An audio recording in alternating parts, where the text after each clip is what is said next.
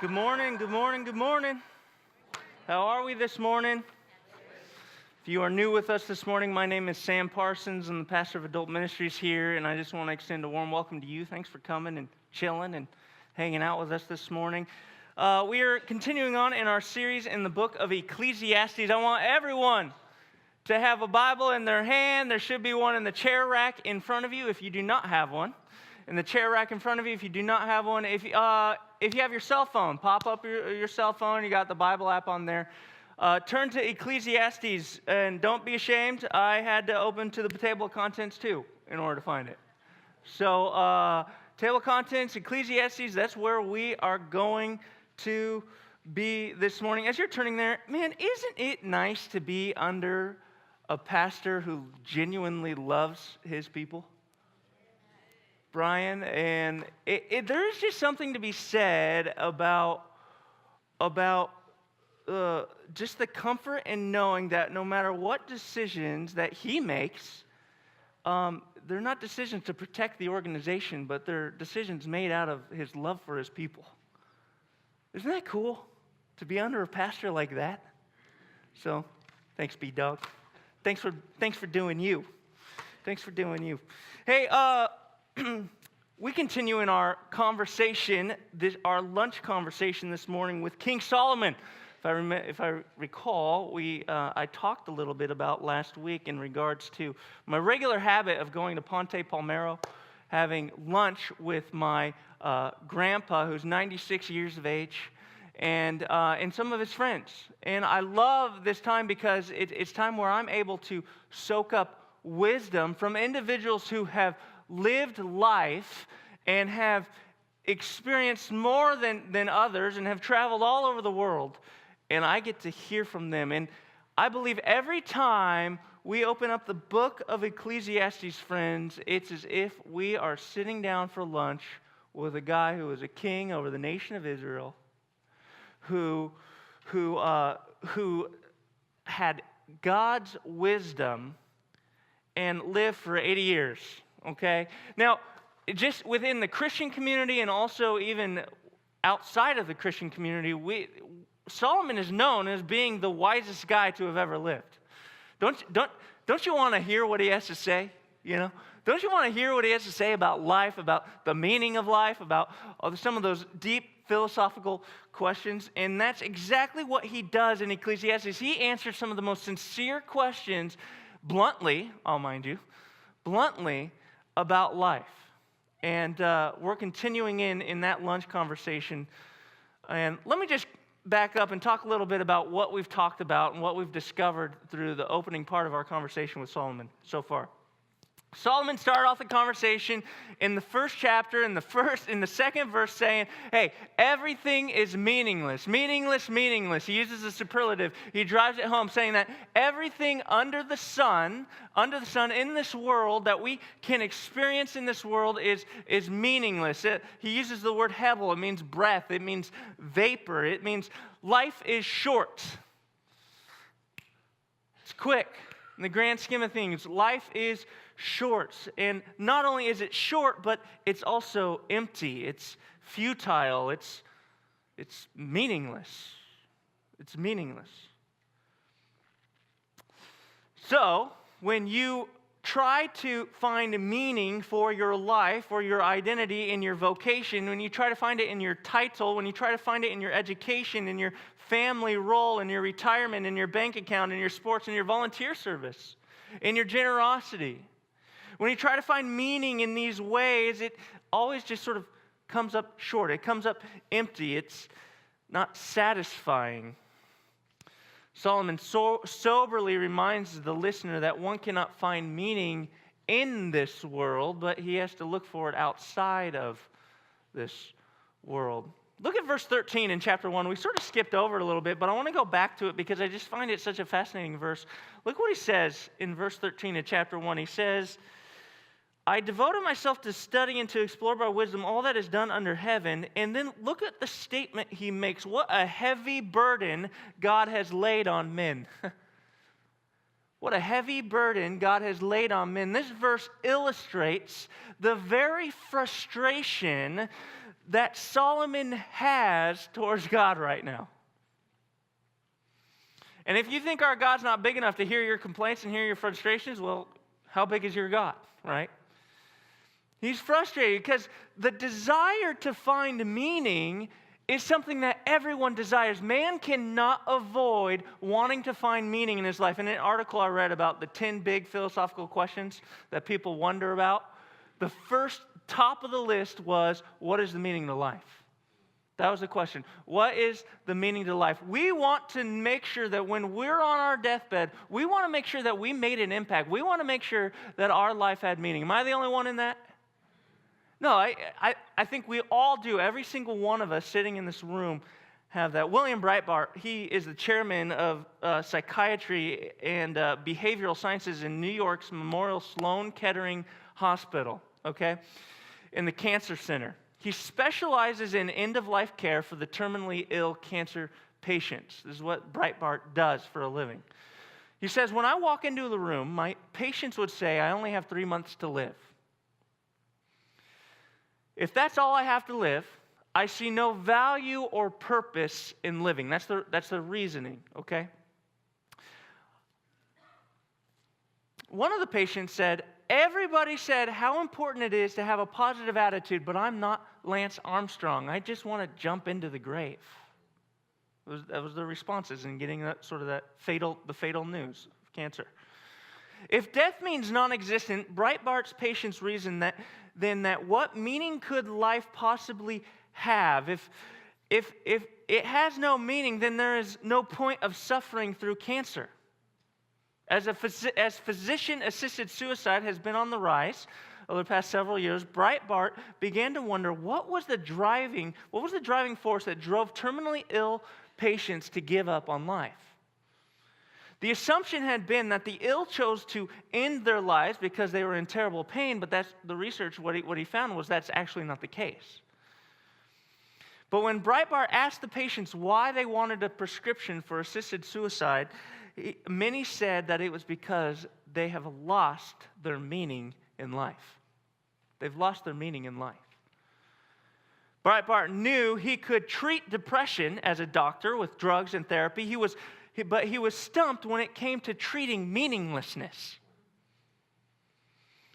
What I suddenly discovered, Breitbart explained, was the importance of meaning, the search for meaning, the need to create meaning, the ability to experience meaning. It's a motivating force of human behavior. We were taught this stuff, and we were not taught this stuff in medical school, Breitbart says. The desire for meaning, friends, is a meaning that's rooted deep within humankind. It's a desire that helps keep humankind ticking, if you will. Therefore, we search for it all over the place. And then when we think we have it, we realize, wait, there's got to be more. There's got to be more to this. There's got to be more to this job. There's got to be more than just accumulating wealth. There's got to be something more. And friends, one doesn't find meaning under the sun, remember? But in the creator of the sun. One doesn't find meaning under the sun, but in the creator of the sun. So in chapter 2, what we're going to dive into this morning is we're going to see Solomon pull out his personal testimony. We're going to go on a scavenger hunt with Solomon in his personal life and how he went about trying to discover meaning within his life. And he starts off with pleasure. Look at verses 1 through 3. I thought in my heart, come now, I will test you with pleasure to find out what is good. But that also proved to be absolutely meaningless. Laughter, I said, is foolish, and what does pleasure accomplish? I tried cheering myself with wine and embracing folly, my mind still guiding me with wisdom. I wanted to see what was worthwhile for men to do under heaven during the few days of their lives. Now, in verses 1 through 11, Solomon sort of breaks down 3 different types of pleasure. And what he discovers through his own personal life is that pleasure falls short when trying to find meaning. And the first type of pleasure is he's trying to find pleasure in verses 1 through 3 through substances. The king of Israel, The king of Israel had access to some of the best vino in the world. He had access to some of the best vino wine in the entire world. And what he says here is that this too just doesn't do it. Just continues to come up short. And yet, not even the best vino can satisfy that desire for meaning. Tommy Nelson, he wrote a book on Ecclesiastes. It's a great book. And he writes this: no matter how much fun you have, at some point you have to wake up to the real world. Pleasure will make you mad or crazy because you have to deny the reality that life is just filled with pain. A life based on pleasure doesn't have room for getting fired from a job, doesn't have room for seeing a loved one waste away with cancer, or having a child die in a car accident. The high doesn't continue. It always dies out. A meaning, a purpose to life has to be something, friends, that I think is eternal, that's not temporal. True meaning in your life needs to be able to handle life's interruptions. It needs to be able to handle life's interruptions. When you get diagnosed with cancer, when you get the news of a loved one who died in an evil terroristic act in Las Vegas, when you lose your job, pleasure through substances falls short when you lose everything you own in a fire. Not only that, pleasure through material things also fall short. He continues. All right, so he tried to find it through pleasure, and then he tries to find meaning through material things. I undertook great projects, verse 4. I built houses for myself. I planted vineyards. I made gardens and parks and planted all kinds of fruit trees in them. I made reservoirs to water groves of flourishing trees. I bought male and female slaves and had other slaves who were born in my house. I also owned more herds and flocks than anyone in Jerusalem before me. I amassed all sorts of fortune, silver and gold for myself, and the treasure of kings and provinces. I acquired men and women. Now, we're going to stop right there. Okay. Given Solomon's position in life, he was blessed with the resources to have pretty much everything he ever wanted. He built houses. He had all sorts of land to plant on crops. He lacked nothing when it came to food. Solomon was rich. He was rich. He had all sorts of resources to his disposal, gold and silver. Johnny Carson said this: the only value of money, listen to this, the only value of money is that you don't have to worry about being poor. So the only value of money is that you don't have to worry about being poor. What he meant was that money in and of itself will not produce anything. It will not help your life, your marriage, or your kids. As a matter of fact, at a certain point, money actually serves more as a distraction than it does as an encouragement, if you will, especially providing meaning. Henry Ford said, "I was much happier as a mechanic in a shop." Solomon experienced the emptiness that materialism provided within life. Solomon searched for meaning through the pleasure of sex. Look at verse 8. Look at verse 8. Pleasure of sex. I amassed silver and gold for myself and the treasure of kings and provinces. I acquired men and women singers. Now, I know a lot of you like a really good singer every now and then, but that word there for singer is not actually singer. It would be more correctly translated as concubines. He grabbed himself a whole harem of individuals. Solomon confronts the biggest lie our culture continues to present to us today, which is that sex provides meaning and value to your life. Take it from Solomon, friends. He knows, even after sleeping with any individual he wanted to, he knows that that was just a chasing after the wind, something that just never provided meaning. So, if you're trying to get in the sack with as many people as possible before you die, let me call you a fool. Let me call you a fool. Solomon tried to find meaning in wine, in materialism, and women, but they all kept falling short. In fact, Solomon's hunt reminded me of these thieves that you're about to watch.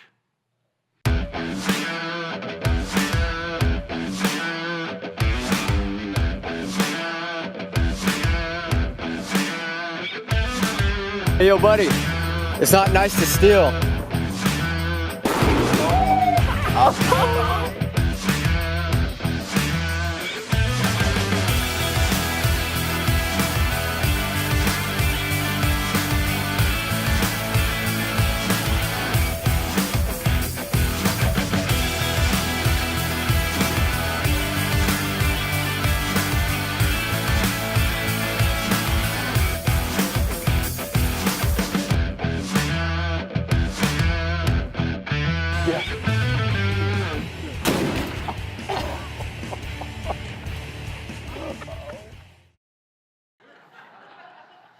Friends, chasing after meaning through pleasure, through materialism, through substances, through men and women, is like stealing a backpack that's tied to a pole.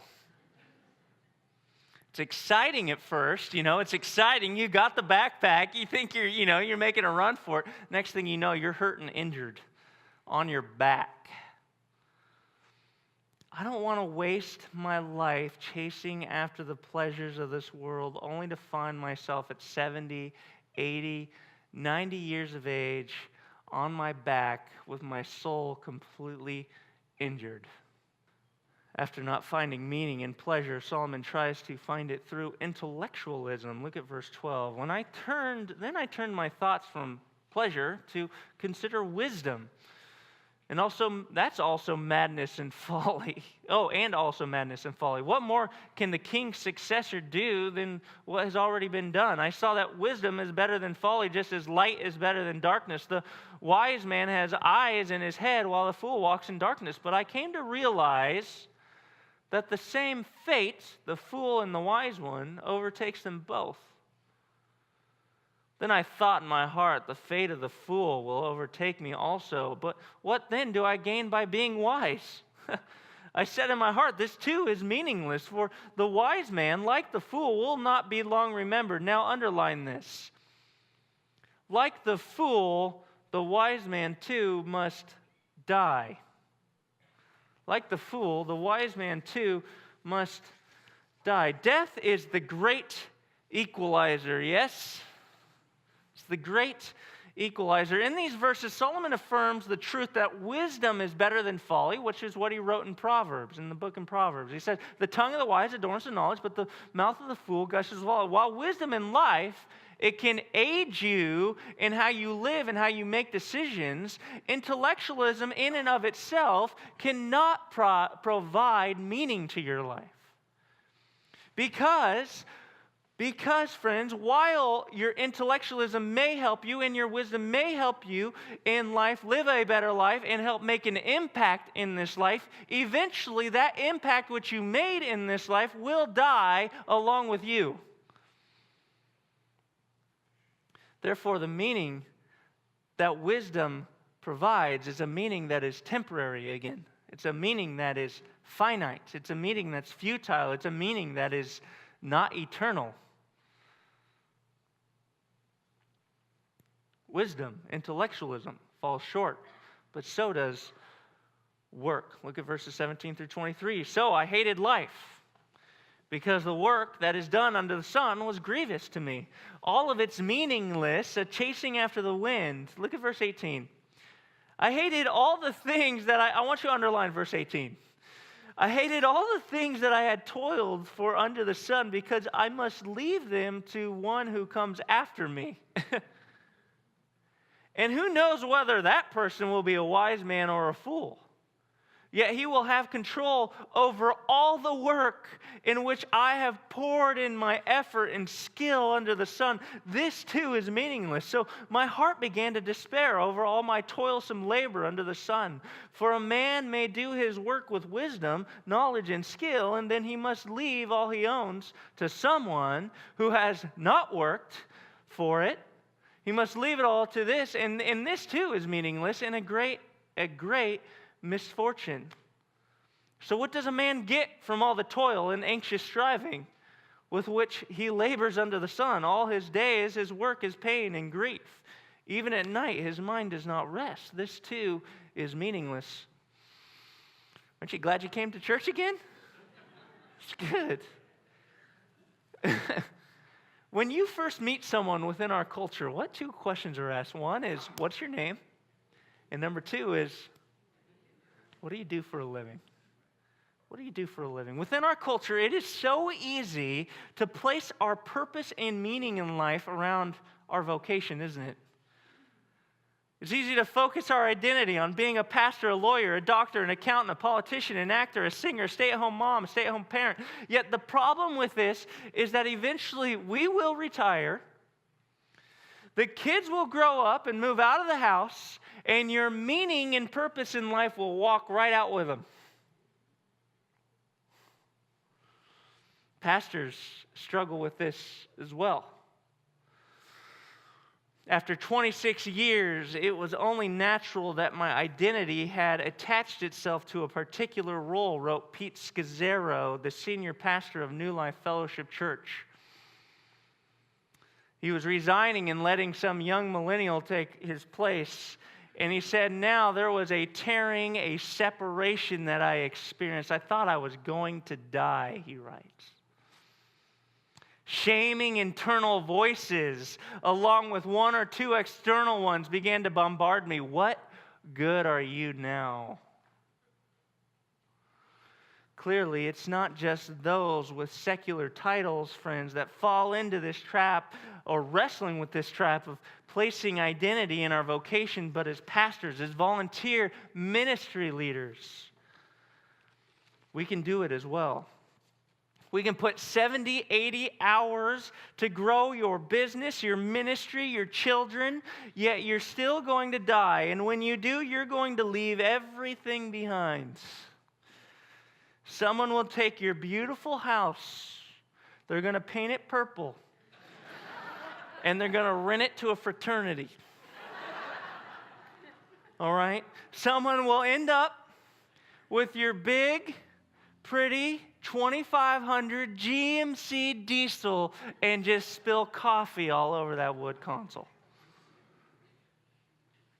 Heaven forbid. Oh, Lord, don't let it be your favorite fishing rod going to end up at Salvation Army. You know. Your organization that you led for the past 30 years, in the business you poured your heart and soul in, the ministry you grew, some millennial with no work ethic, okay, is going to come on in and start making decisions that are going to probably kill the institution.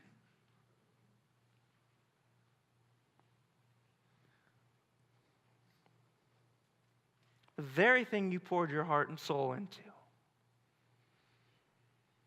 When you fix your identity, when you fix your meaning in something that is outside of this world, in something that is fixed upon your vocation, friends, you're going to end up just depressed and disappointed.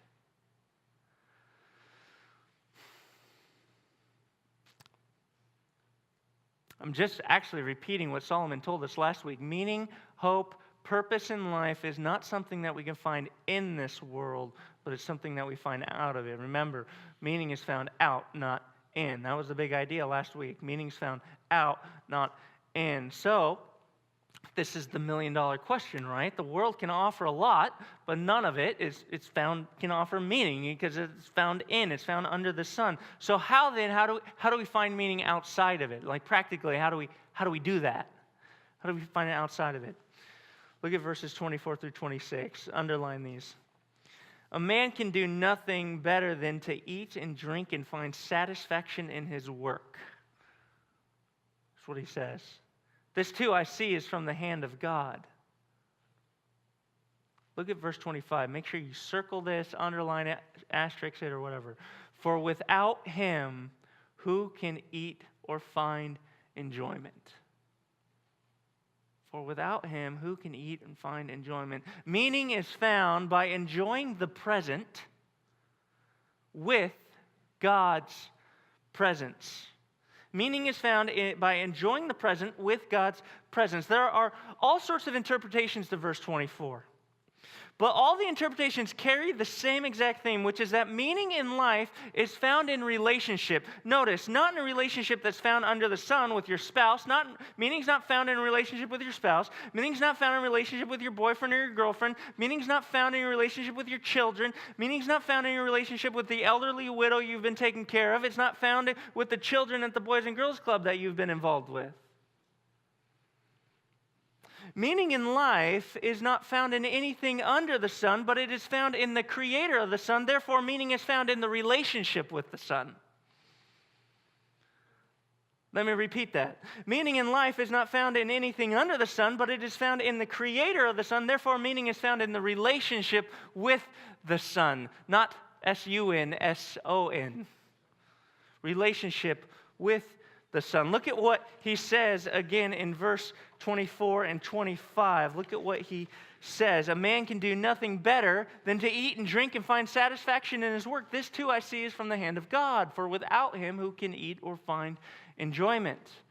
You can't find enjoyment, in other words, in life without God. Without his presence, without being in his presence. You can't be in his presence unless you're in a relationship with him. You're following the logic here. A joy that is eternal lasts longer than this is a joy that is eternal. It's a joy that lasts longer than a substance. It's a joy that roots peace within your soul when you're navigating cancer or death. It's a joy that is not dependent on your life circumstances, and it's a joy that walks with you through grief, through suffering, through trials, through pain, through it all. Jesus is right there. When you engage in a relationship with Jesus, your life, it will change forever. It will change for all of eternity. When you encounter the truth that come to the realization that Jesus died your death, and in doing so, he conquered death by leaving the grave behind, and then so will you. When you recognize that Jesus defeated the sin, all of the mistakes that you've made in your life in the past and the present and the future, when you come to a realization of those things, that just sort of changes the way in which you approach the world. You see, while others may look at the cross and see religion, you now look at the cross and you will see freedom. While others may look at the grave and see death, well, you're going to look at the grave and you're going to see Jesus. That truth changes the way in which you view and the way in which you experience the world. By having a relationship with Jesus, you're no longer searching for meaning and for purpose in your life, but you're actually getting a chance to just enjoy it. To just enjoy it. A relationship with Jesus takes what is meaningless in this world and he begins to instill meaning into it. When you sit down for dinner and you enjoy a nice meal with family and friends, when you enjoy a good conversation, or a beautiful sunset, or a big chocolate chip cookie with a nice glass of milk, when you experience a love movie with your spouse, or when you just play in the sandbox with your son, your relationship with Jesus affects the way in which you experience just the simple pleasures of the world. Because it takes what was meaningless, what was finite, and by adding in your relationship with Jesus, you are turning these simple pleasures into something that's eternal.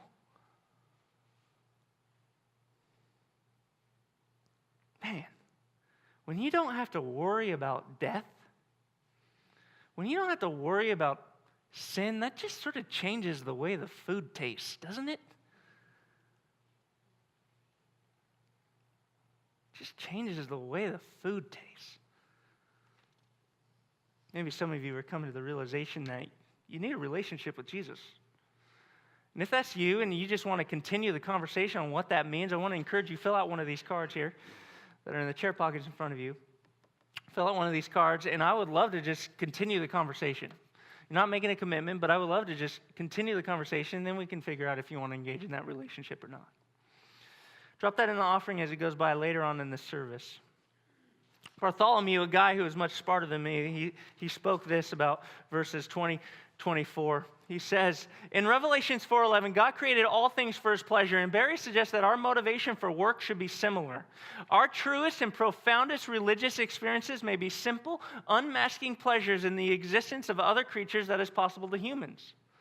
Our responsibility then as stewards, the responsibility that inescapably goes with our dominion over other creatures according to Revelations 4:11, is to safeguard God's pleasure in his work. But he continues, and we can do that, I think, by safeguarding our pleasure in his work. And then he continues, and our pleasure in our own work. Now, some of you might think that I'm crazy, okay? You might think I'm crazy, but the best hobby one can have is not golf. The best hobby one can have is fly fishing, okay? That's the best hobby one can have. However, my second favorite hobby in life, apart from fly fishing, is landscaping. You're going to think I'm crazy. But I love landscaping. In fact, my wife and I, when we bought our house about 5 years ago, we bought 1 acre. And at the time, I wanted more, but it was all that we could afford. And so we bought 1 acre. And the very thing that drove us towards the house was the very thing that probably drove a lot of people away from it, was the fact that there was zero landscaping on this home, except a hillside that had a couple of plants and then some roses over by the front door. And when I saw this home, man, I saw vision. I saw a vineyard up on the hill. I saw 8 garden boxes. I saw an orchard with about 8 trees. I saw a lawn patch over on this other area, right over my septic tank, which I'm going to regret that later. I saw a big, beautiful patio where I can just hang out and just spend my evenings and afternoons with my wife and some rocking chairs there.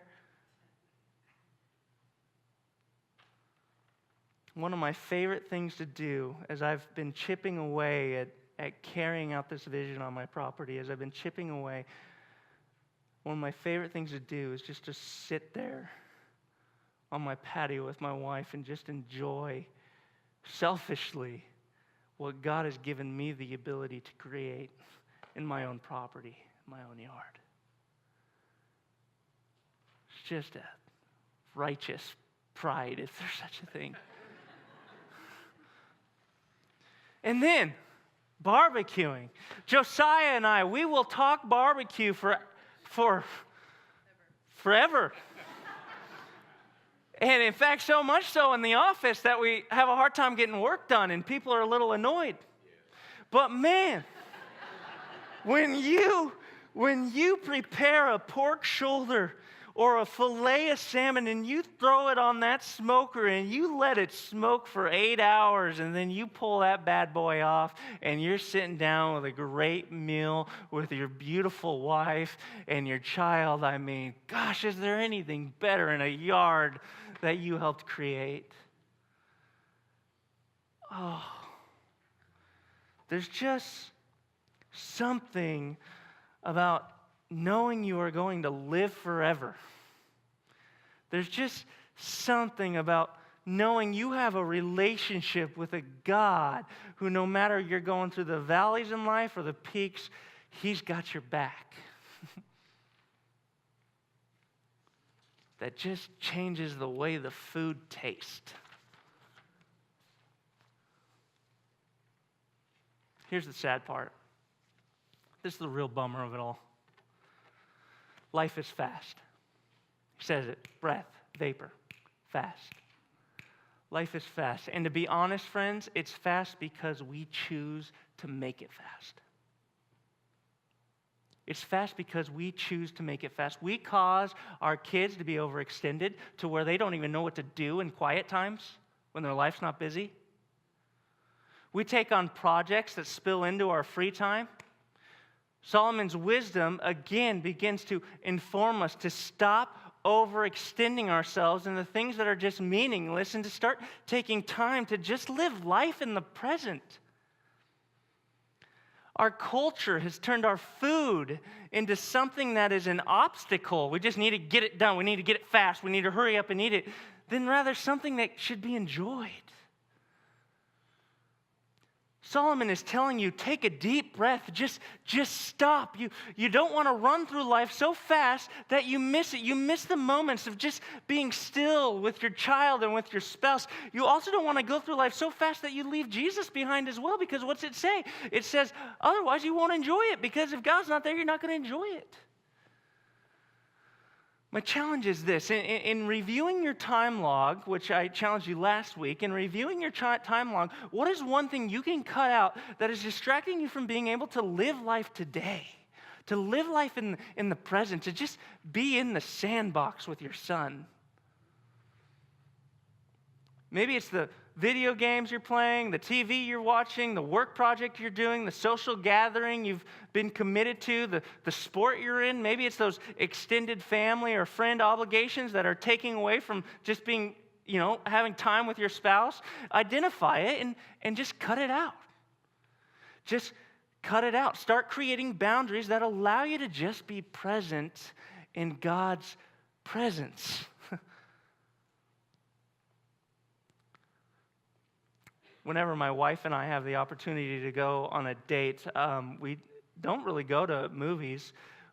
I like to go and just to a really nice restaurant and just have a really good meal. And just spend hours in conversation. My second challenge is this: have family dinners. Have family dinners. Spend an hour, or maybe dinner doesn't work in your schedule, then move it to lunch. Maybe that doesn't work in your schedule, then move it to breakfast. But make it a priority where you sit down with your entire family for just 1 hour. You turn off the TV, you turn off your cell phone. Notifications, everything, so it's not beeping while you're having a conversation. And just enjoy the food, just enjoy the conversation. Just enjoy God's presence by being present. Meaning in life is not found in pleasures that this world has to offer. It's not found in our education, in our wisdom, or even in our knowledge. It's not found in our vocation or work. Meaning is found out, not in. It's found out, not in. Meaning is found in our relationship with Jesus. And when we have Jesus, we then have the ability to find eternal enjoyment in what the world has to offer. Because when we see the cross, we see freedom. When we see the grave, we see Jesus. Let's pray. Father, thank you for this time just to be able to do what I love to do, which is dig into your word, to commune with you, to have a conversation, and to share some of the observations through the book of Ecclesiastes that you've shared within my heart and soul that I get to then share with my friends. I pray that you, Lord, will help us stop, to help us enjoy just time with friends and family and not get caught up in the cycle of this culture that we move so fast that we completely miss relationship with you and relationship with others. I'm grateful for the wisdom that you give us, that you show us the meaning, that you came, and that, Jesus, you were the meaning to my life, and that you're the meaning to a lot of my friends here's lives, and that you provide a platform for us to be able to enjoy life. So as we engage in worship now through giving, Lord, I just pray that you bless the giver, that you bless these gifts, and that you be glorified in everything that takes place. We pray these things in Jesus' name. Amen.